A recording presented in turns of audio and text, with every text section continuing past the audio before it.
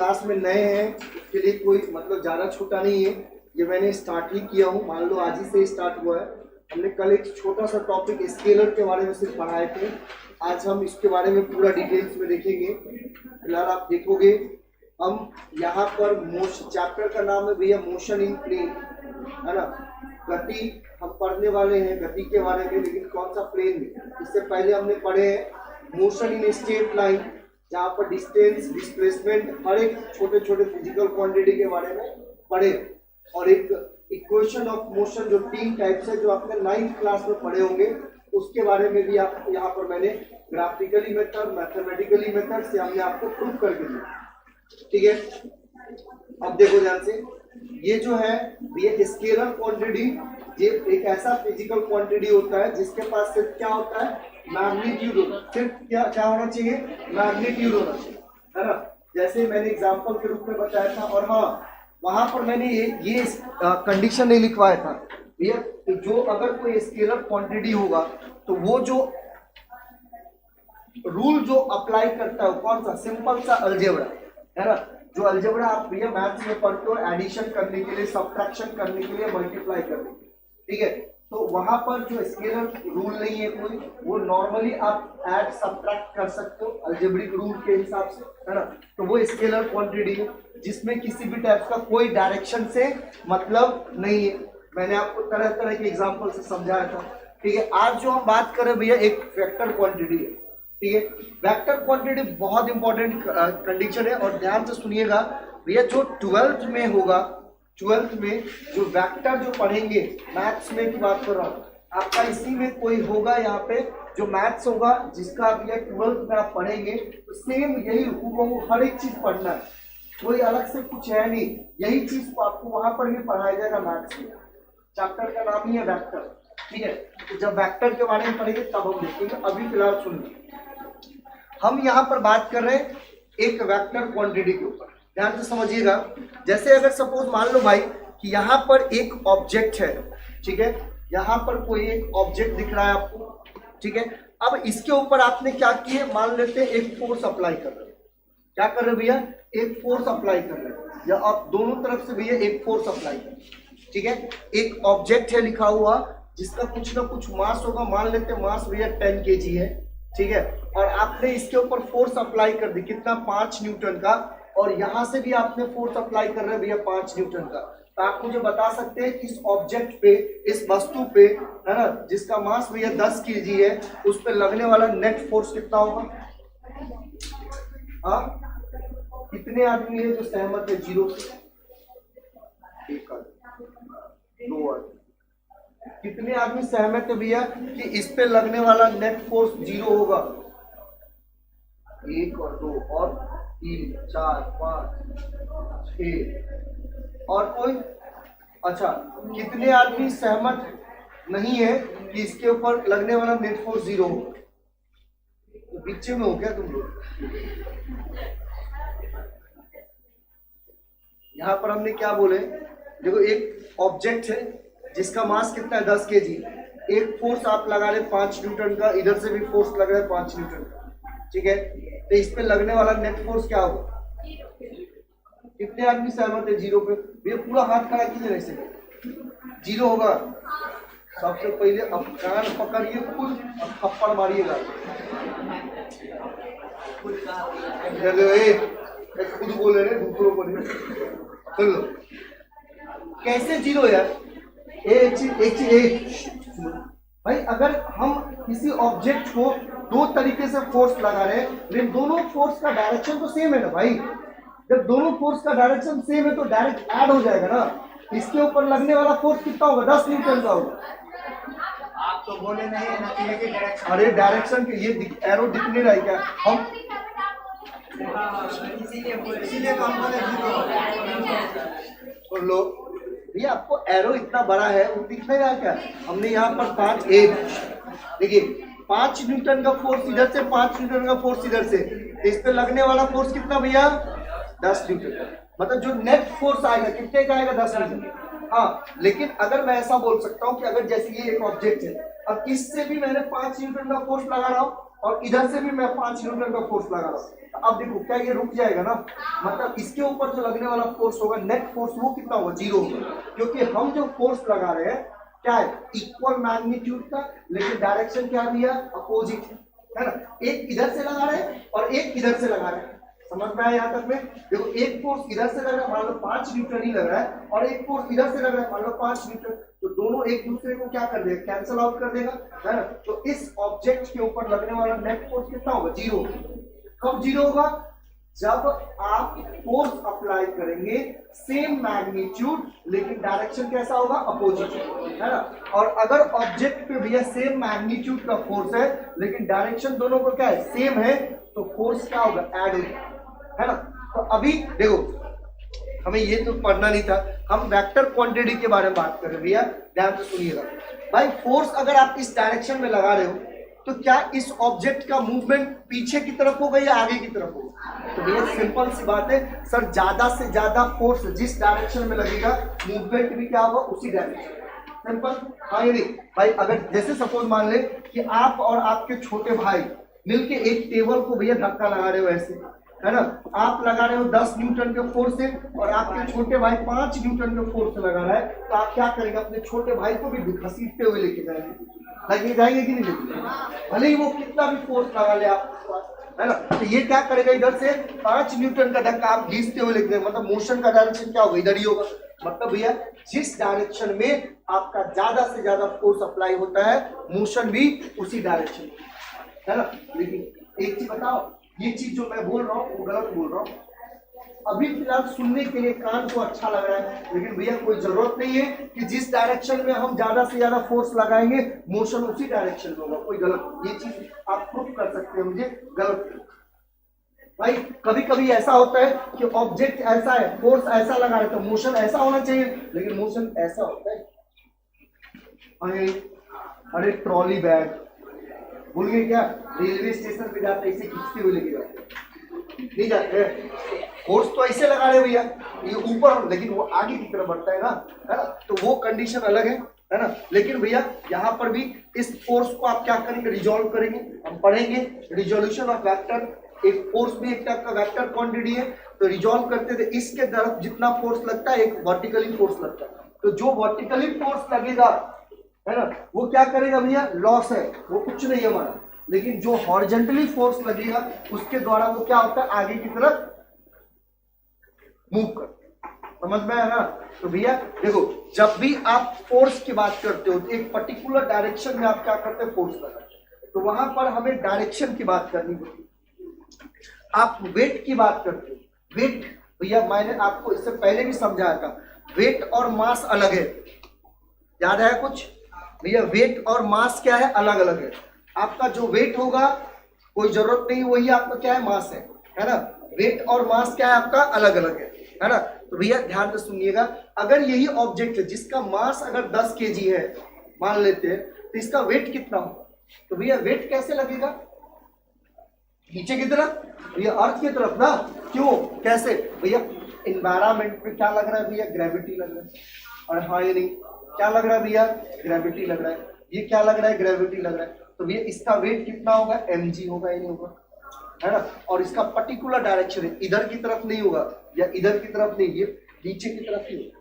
भैया अगर मेरा वेट 100 किलो है, मतलब मास 100 किलो है, मैं 100 किलो का हूँ, एक क्विंटल का हूँ, तो भैया जिस चेयर पे या जिस टेबल पे खड़ा हो उसके ऊपर हम क्या लगा रहे हैं, फोर्स लगा रहे हैं, किसके वजह से, तो ड्यू टू ग्रेविटी। 100 को आप किससे मल्टीप्लाई कर दोगे, मान लो 9.8 है, तो 980 न्यूटन का हम फोर्स लगा, कितने का, 980 न्यूटन का, समझ में। आपका वेट अगर 50 किलो भी है, तो आप जिस चीज पे बैठे हुए अभी टेबल पे, उसके ऊपर भी नीचे की तरफ क्या लग रहा है, एक फोर्स लग रहा है, किसके फॉर्म में लग रहा है, वेट के फॉर्म में लग रहा है ना। कितना लगेगा, तो आप मान लो ग्रेविटी 10 है, तो कितना लगाएगा, 500 न्यूटन का फोर्स लगा, समझ में आया ना, क्लियर है, क्लियर है यहाँ तक में। तो वेट भी क्या होता है, एक पर्टिकुलर डायरेक्शन लगता है यहाँ पर, है ना, मैग्नीट्यूड तो है, साथ साथ एक डायरेक्शन के ऊपर भी बात करते हैं। भैया आपका वेट हो गया, फोर्स हो गया, सुनो डिस्प्लेसमेंट में मैंने आपको बताया था, सर डिस्टेंस क्या होता है, लॉन्गेस्ट पाथ ट्रेवल्स, या आप ऐसा बोल सकते हैं कि जितना हम ज्यादा से ज्यादा पाथ ट्रेवल करेंगे वही हमारा क्या कहलाएगा, डिस्टेंस, लेकिन डिस्प्लेसमेंट तो ऐसा नहीं है, ये क्या है, 2 पॉइंट, मतलब एक इनिशियल पॉइंट और फाइनल पॉइंट के बीच की दूरी, वही क्या कहलाएगा, डिस्प्लेसमेंट कहलाएगा। अब उसके लिए भी तो हमें एक पर्टिकुलर डायरेक्शन में जाना पड़ेगा ना, है ना। तो भैया ये जितने भी फिजिकल क्वांटिटी लिखा हो, आप वेट देख लो, फोर्स देख लो, डिस्प्लेसमेंट देख लो, वेलोसिटी की बात कर लेते हैं, एक्सेलरेशन की बात करो, बहुत सारे, ये सब कौन से क्वांटिटी है, कौन से क्वांटिटी भैया, वेक्टर क्वांटिटी, है ना। और इन सब को सॉल्व करने के लिए हमें वेक्टर रूल अप्लाई करना पड़ता है। कौन सा रूल, वेक्टर रूल अप्लाई करना पड़ता है। समझ में आया ना, कौन सा रूल अप्लाई करेंगे, है ना भैया। अब आज से आप याद रखिएगा, कान खोल के सुन लीजिएगा, आपने क्लास 9th में पढ़े होंगे, अगर वेक्टर के बारे में थोड़ा बहुत पढ़े होंगे तो आपको बताया गया होगा, सुन लो ध्यान से, मैं बता देता हूँ। क्या अगर स्केलर के बारे में बात करते हैं, स्केलर के बारे में आपको बोला जाता है कि जिसके पास सिर्फ मैग्नीट्यूड होगा वो स्केलर। वेक्टर के बाद बोला होगा कि जिसके पास मैग्नीट्यूड एंड वेक्टर दोनों, सॉरी डायरेक्शन दोनों होगा, उसको क्या बोलेंगे, वेक्टर। ये डेफिनेशन गलत है, ये डेफिनेशन गलत है भैया। ऊपर वाला सही है, चलिए मैग्नीट्यूड है, ठीक है, स्केलर होगा। लेकिन वेक्टर के लिए आपको एक लाइन जोड़ना बहुत इंपॉर्टेंट है, और वो लाइन है भैया नीचे वाला, कि वेक्टर क्वांटिटी अगर होगा तो उसके लिए उसको वेक्टर का रूल एप्लीकेबल होना चाहिए, तभी वो वेक्टर क्वांटिटी है, नहीं तो नहीं। जैसे एग्जांपल के रूप में भैया, मैंने शायद आप लोग को पहले भी समझाया था, मैं एक एग्जांपल ले रहा हूं जिसका नाम है विद्युत धारा, जिसको हम बोलते हैं भैया इलेक्ट्रिक करंट। अरे हाँ नहीं, अब एक चीज बताना भैया, विद्युत धारा के बारे में अगर बात करते हैं, तो ध्यान से, विद्युत धारा के बारे में बात करते हैं तो भैया विद्युत धारा के बारे में एंड्रो मैरी एम्पियर्स जी ने बहुत कुछ दिया हुआ, इसीलिए आप इसका ऐसा यूनिट क्या बोलते हैं, एम्पियर्स बोलते हैं, है ना। तो इसका पूरा नाम है भैया एंड्रो मैरी एम्पियर। इन्होंने डायरेक्शन के बारे में भी बताया था, आपको पता है करंट फ्लो होता है, ये एक जगह से दूसरी जगह क्या करते हैं, उसको मूव करवाया जाता है, और जब भी कोई चीज मूव करता है तो उसका कोई ना कोई पर्टिकुलर डायरेक्शन होता है भैया। अगर इसके पास विद्युत धारा के पास देखिए डायरेक्शन भी है, आपको पता है ना भैया डायरेक्शन कैसे फ्लो होगा, ये पॉजिटिव टर्मिनल से किधर की तरफ जाता है, निगेटिव टर्मिनल, फ्लो होता है ना, डायरेक्शन होता है। विद्युत धारा जो है, जो आपने क्लास 10th में पढ़ के आए होंगे, ये इलेक्ट्रिक करंट जो है, जो आप क्लास 10th में पढ़े होंगे ना, कि उसका डायरेक्शन क्या होता है, पॉजिटिव से निगेटिव की तरफ, ठीक है। लेकिन अब देखो भैया, अब कोई भी चीज फ्लो हो रहा है तो कुछ ना कुछ तो अमाउंट में फ्लो होगा, ऐसे तो नहीं बोल सकते भाई। अगर मान लीजिए कंडक्टर है, मतलब एक सुचालक है, और इससे करंट फ्लो हो रहा है, तो हम ऐसा थोड़ी बोल सकते हैं, अच्छा करंट फ्लो हो रहा है, लेकिन कितना फ्लो हो रहा है, तो जीरो का, जीरो मतलब करंट ही नहीं ना, करंट होगा क्या, इसका हो सकता है 1 एम्पियर का, या 10 एम्पियर का, या 100 एम्पियर का, कुछ ना कुछ तो उसका मैग्नीट्यूड होना चाहिए। तो भैया अगर करंट फ्लो हो रहा है तो उसके पास मैग्नीट्यूड भी है और डायरेक्शन भी है, तो आप सब क्या बोलेंगे, करंट कौन सा इलेक्ट्रिक क्वांटिटी, वेक्टर होना चाहिए, अरे हाँ नहीं, सदिश होना चाहिए ना। लेकिन भैया करंट आपका स्केलर होना चाहिए, कैसा क्वांटिटी है, स्केलर। रीजन क्या है इसका, रीजन यही है कि करंट इलेक्ट्रिसिटी आपके वेक्टर रूल को अप्लीकेबल नहीं करता, है ना, वेक्टर रूल को अप्लाई नहीं करता, इसीलिए इस इलेक्ट्रिक करंट को भैया हम वेक्टर क्वांटिटी ना बोलते हुए कौन सा क्वांटिटी बोलते हैं, स्केलर। समझे, क्लियर है पीछे से। तो भैया अब एक वर्ड आप याद रखिएगा, वेक्टर क्वांटिटी मतलब direction, magnitude as well as rule of vector, समझ में है ना, कौन सा, रूल ऑफ वेक्टर। अगर ये भी अप्लाई होता है तो वो क्वांटिटी कैसा होगा, वो जो फिजिकल है वो कैसा क्वांटिटी होगा, वेक्टर क्वांटिटी। समझ में आया, अरे समझे या नहीं समझे, पीछे भैया, ठीक है, पीछे भैया टोपी वाले मोबाइल को अंदर रखिए, है ना। चलिए देखो, तो ये आप एग्जांपल लिख लिए होंगे, ये सब क्या है भैया, वेक्टर। तो आपको स्केलर बता दिया, वेक्टर बता दिया। अब हम बात करेंगे भैया, ध्यान से समझेंगे, types of vector quantity. Heading डालिएगा,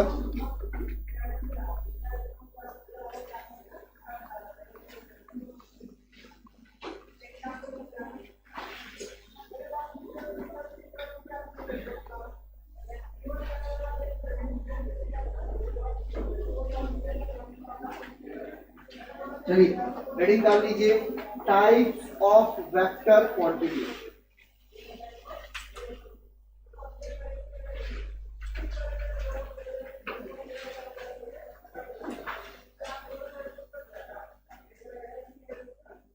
जिसमें हम सबसे पहला वेक्टर के बारे में बात करेंगे भैया, जो होता है इक्वल वेक्टर।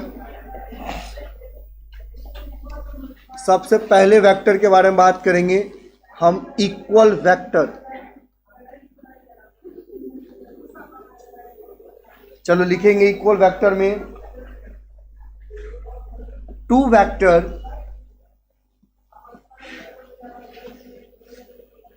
वेक्टर या vectors which two vector, sorry which नहीं रे, गलत हो गया, two vector are said to be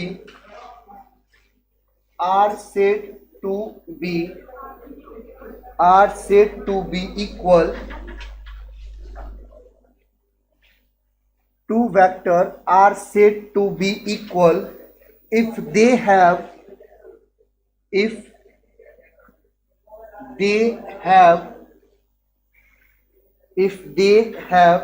equal magnitude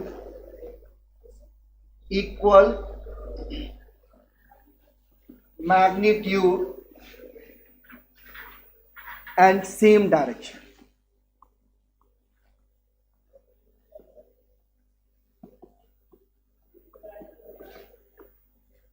equal magnitude and same direction, ठीक है।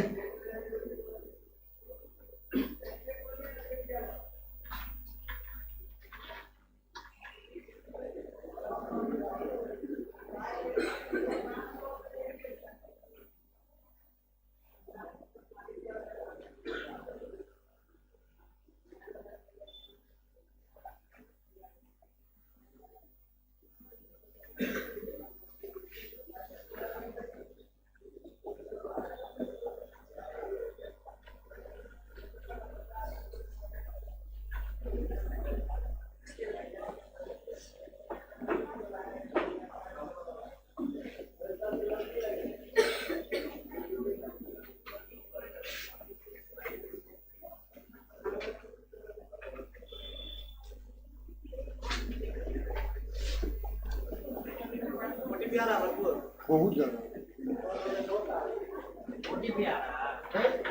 50 को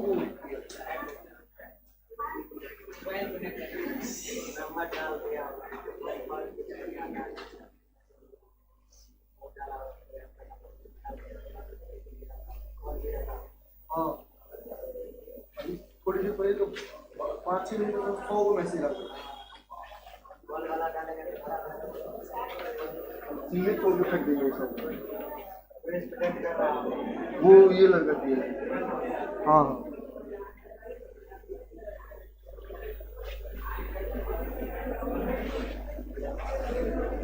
हाँ, जल्दी जल्दी करो फटाफट।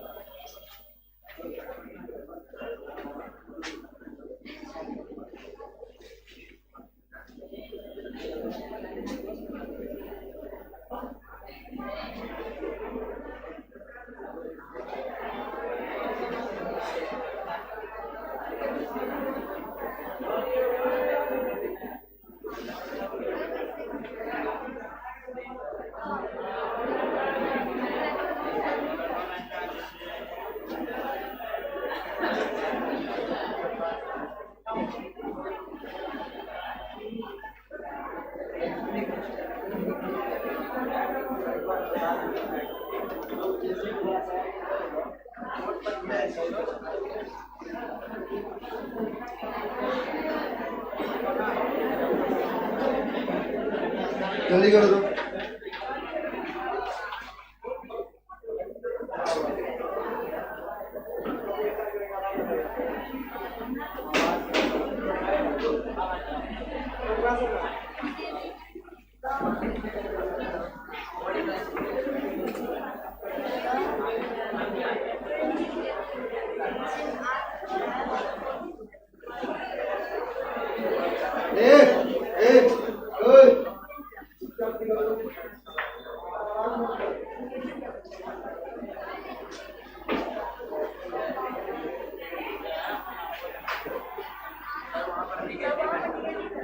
हाँ भैया माइनस है।